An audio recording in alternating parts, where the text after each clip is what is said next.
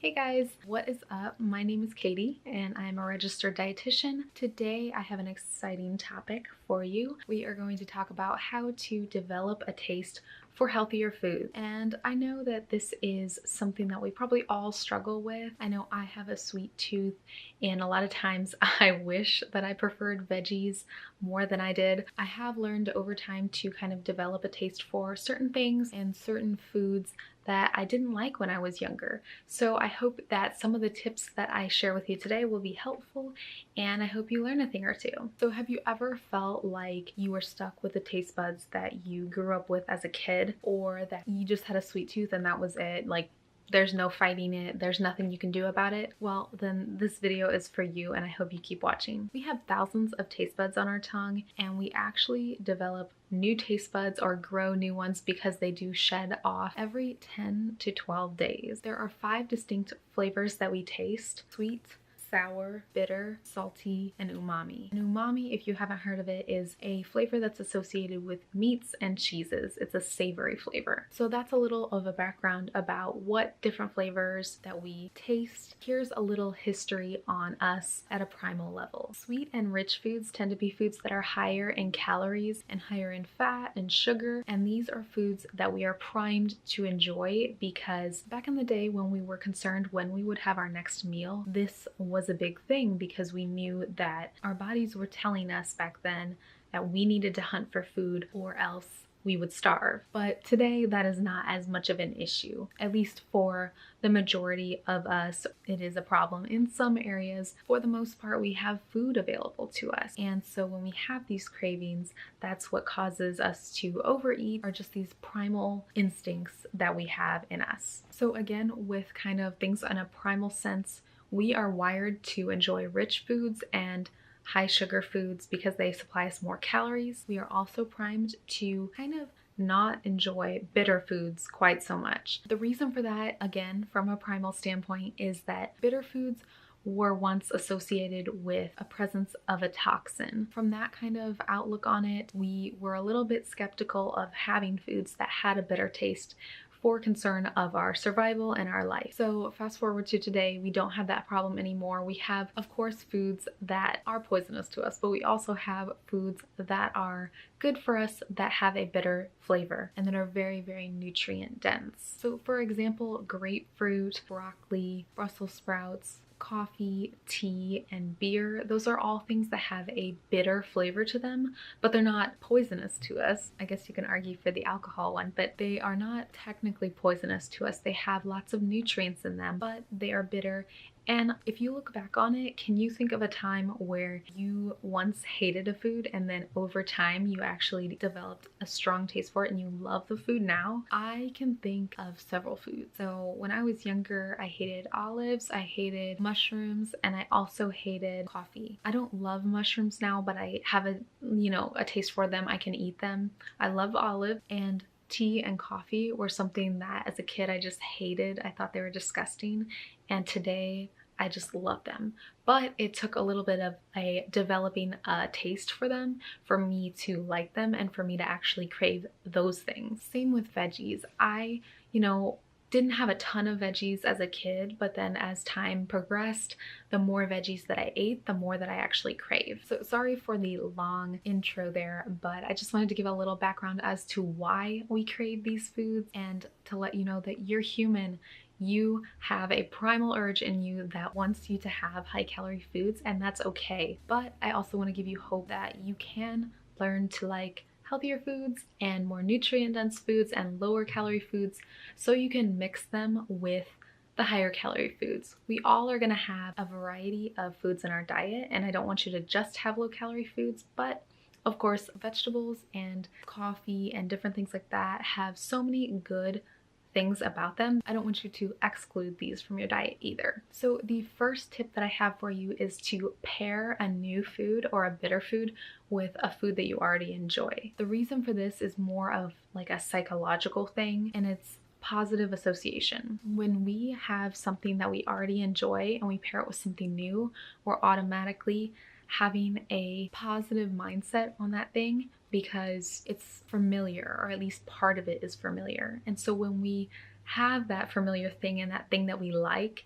we have these endorphins, we have that mindset that yes, I like part of this meal at least. When we eat it with the food that maybe is new to us or maybe that we're trying to develop a taste for, we can at least have a mix of that food that we already like. And so something that I do this with a lot is like pairing a vegetable with like pizza or something like that. So I have bell pepper strips on the side of pizza or broccoli on the side of a pizza, and that makes it balanced, and it also like makes me crave broccoli more and really crave bell peppers more or whatever I'm having with it. So you can also do this with different things, like for example, if you're trying to try a new fruit and you have kind of a fruit salad that you tend to make, and say you put grapes in it and say you put cantaloupe and honeydew, but you want to try mango. Make the fruit salad that you already typically make and then add mango to it, and then you have that positive association there. Just an example, you can do this with a ton of different things, but I'd love to hear like what your ideas are. What could you pair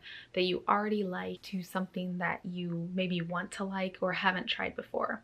Let me know in the comments below. Tip number 2 is to limit added sweeteners and added sugars as much as possible. I know you probably hear this for a number of reasons. This is why it's important for having or incorporating more of those bitter foods in your diet. When you constantly expose yourself to sweetness and sweet foods and packaged foods and added sweeteners over and over and over again, whether it's like diet soda or Splenda in your coffee or a packaged food that contains sugar in it, the more you expose yourself to those foods, the more you crave them. Your taste buds get used to that much sugar and that much sweetness, again, whether it's natural sugar or sweetener, and you develop that taste, and then you don't really want anything other than that taste. Of course, you will have like a variety of sweet foods, but your taste buds aren't gonna want a bitter food when they're constantly exposed to a sweet food. I'm not saying that you have to cut these out. I do have a small amount of stevia every day, but I try not to overdo it because I notice that when I have more foods that have added sweeteners in them or sugar in them, I tend to really have a strong craving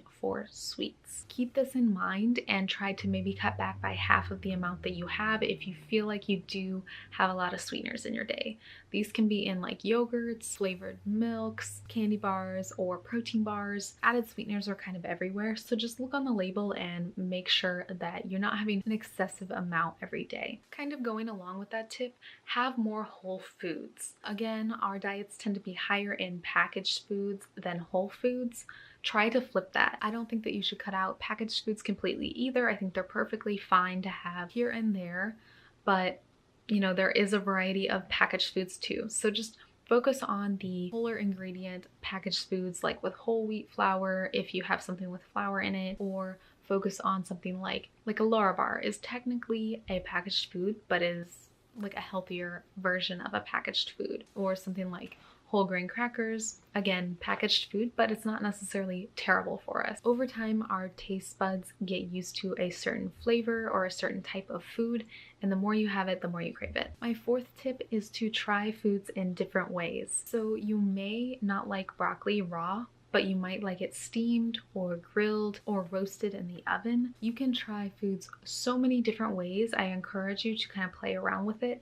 One of my favorite ways to cook foods is in the oven, and I just put it on the temperature on 450, and I put a little salt, pepper, and olive oil on the veggie, cut it up small, and then put it in the oven for about 20 minutes, and it roasts it beautifully. I love it so much, and I can do it with just about any veggie possible. I'm also a fan of steaming vegetables and just adding a little bit of spices to them, usually things like cruciferous vegetables like broccoli and Brussels sprouts and cauliflower. Do just about anything well. They're good in the steamer. They're also good roasted. So you can try any kind of veggie that you like in a variety of different ways.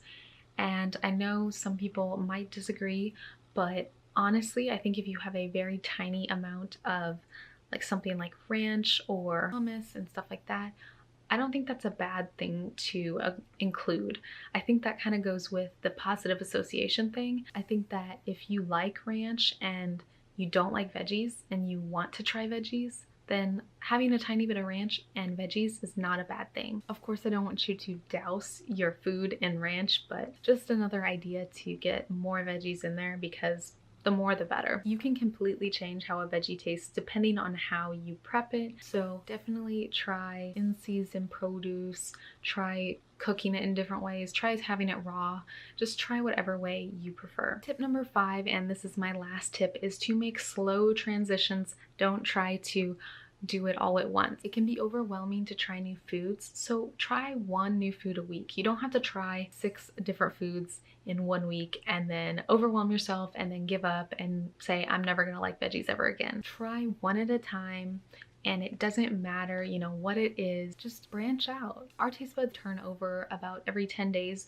to 2 weeks. So if you're trying a new food, I encourage you to try it a couple times over the span of 1 to 2 weeks and then make your final decision on whether or not you like it. This is actually a relatively short period of time that our taste buds turn over. So you know, it can take a short amount of time to really change how you taste certain foods and what you prefer. It doesn't mean that you're gonna magically like everything that you didn't like before if you try it for 10 days to, you know, 14 days, but at least give it a shot. Also with like cutting out sugar, it might take, you know, 2 weeks to a month to really crave it less, want less sugar in your foods, want less sugar added in your coffee. So again, slow and gradual. If you used to have 2 tablespoons of sugar in your coffee, don't cut down to a teaspoon.